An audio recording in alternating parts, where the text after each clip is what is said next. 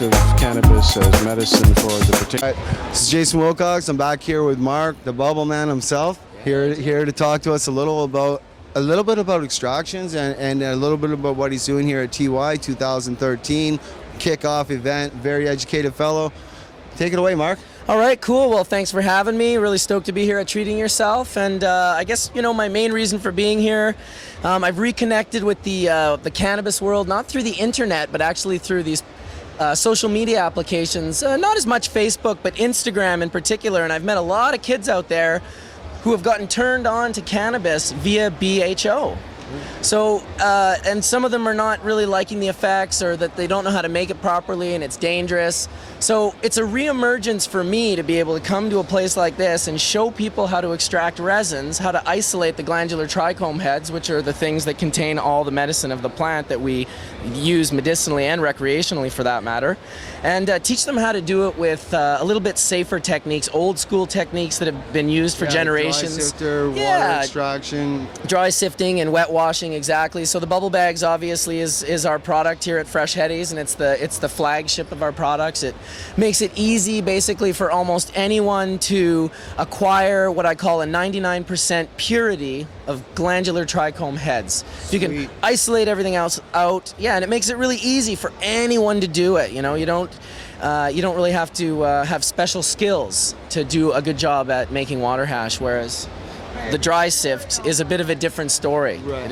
For a lot of our viewers, they understand that the dry sift and that some of them understand that you get trichomes out and going out. They may not understand the glandular head, but your education on that is the cutting edge, and that's where it is, because really that's where the medicine's at. Maybe tell us a little bit about maybe Indica, Sativa, glandular heads, and how the differences relate to screen size. Why is there different bags? Absolutely. That's an easy one. I mean, it's a generalization right off the bat, but basically, indica-rich plants will have bulbous, large glandular heads, whereas sativa ones, particularly the ones grown outdoors with full UV sun, like in Australia or even places like Southern California, they can produce these really small but potent heads. And I think it's has a lot to do with when you hear the old school guys talk about hash from back in the day. Some of this hash was being made with these unique landrace sativas that have extreme flowering periods and ridiculous low weight yields, which are two of the prohibition-based mentalities that people basically focus their life in how they grow cannabis. How long is it going to take, and how much am I going to get? Both of those things really kind of have gotten us to a point where the majority of the heads I see these days are very similar ranged, because it's kush, kush, kush, kush, kush, and then some more kush. The odd time I'll get some sativas given to me, and it's nice to just see different hues and different cannabinoid profiles in different size heads. And then the purity, of course, of using a water extraction versus a dry sift. You got a pure water extraction, and medical-wise, of course, in my own opinion, I think it's a little more pure. Yeah, well, it's washed. I mean, basically, you can see from the photos behind the booth here, if you want to take the camera to the top photo there, that's pure glandular trichome heads. Yeah, there you go. Yeah, we've isolated those using water and ice, and you can see the purity of them. They're basically 99%.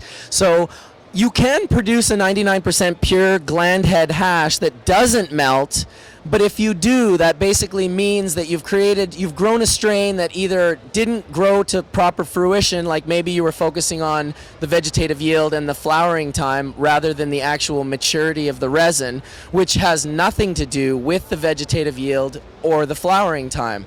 The resin is mature when it's mature, and depending on who you are, you might want to cut your plants down when your resin's cloudy or even clear compared to amber, because even that affects how. So just for our viewers, because we got a lot of novice growers, how would they go about looking at that glandular? How would they get that picture, get that glandular head? How would they look at that? Well, I'm using a pretty high-end camera. But there's products like this out here that many, many different people sell. We sell them on our website, but you can get them all over the place. And it's just a little 60 times scope. A little microscope that's got a little light on it. You can turn the light on for black light for counterfeit money, or the normal lights. And you go right down here. What's that sell for? You sell for about $10, $15, but check it out. Oh, dude, that's sweet. Isn't that nice? Yeah. You know, you get right in there and you're looking at what's going on and you can kind of see what's going on. Dried cannabis to me never looks as nice as fresh cannabis. Totally. I use the hashtag living hash because it's, you know, that's basically what glandular trichomes are. They're living hash. Yeah. And all our medicine is pretty much contained in there. So, yeah. Okay, well, Mark, thank you very much for being on Cannabis in Canada. Thanks for having me. Yes, and yeah, we'll see you all back in the next booth. TY 2013, kicking the set. Bubble on. Well, business is blossoming at a hydroponic shop in BC. Sales have been smoking hot ever since 2 U.S. states legalized marijuana. The company, called Green Planet, carries everything anyone would need to grow plants, any kind of plants, indoors. In Colorado, it is now legal to have 6 marijuana plants in a secure area.